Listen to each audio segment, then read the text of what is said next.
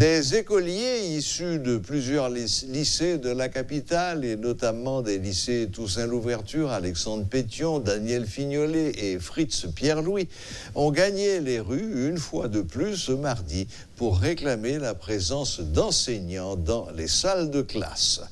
Interrogés par Métropole, ils tirent la sonnette d'alarme et tiennent pour responsables les autorités étatiques.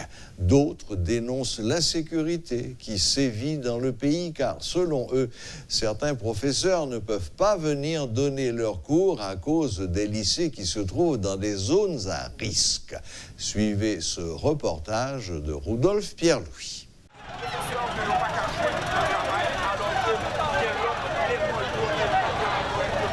Pour la deuxième fois consécutive, des écoliers ont gagné les rues de la capitale.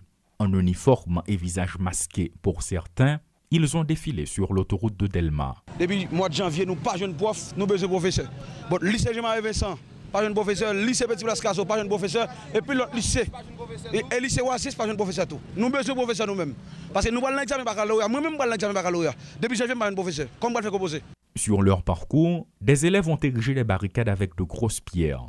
D'autres ont fait preuve d'agressivité dans leur comportement vis-à-vis des chauffeurs de tap-tap.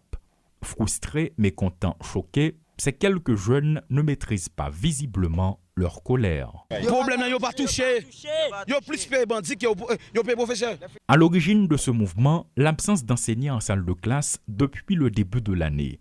Les lycéens se présentent tous les jours à l'école sans pouvoir travailler, alors qu'ils doivent prendre part aux examens d'État dans moins de 2 mois. Ils ont tous le même discours. Nous n'avons pas de moyens pour nous payer Sénégal Gonzague, nous n'avons pas de moyens pour nous payer Canada haïtienne, nous avons 1000 coups pour nous débailler, mais nous avons besoin de professeurs. Ce n'est pas la première fois que des lycéens expriment leur ras-le-bol par rapport à ce type de fait. En 2020, se rappelle-t-on, ils ont pénétré dans l'enceinte du collège canado-haïtien et caillassé le collège le Normalien, entre autres. Certaines mesures ont été prises en vue de remédier à cette situation, mais l'accalmie était temporaire. Révoltés, des lycéens accusent les autorités. Nous faisons ça pendant 2 fois et nous faisons ça jusqu'à ce que Jovenel ait une réponse.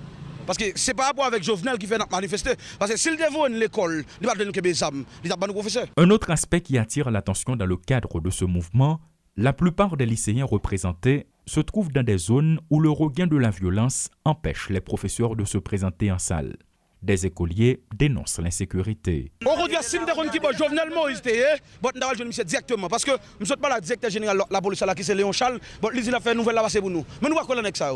Un ex va parler trop.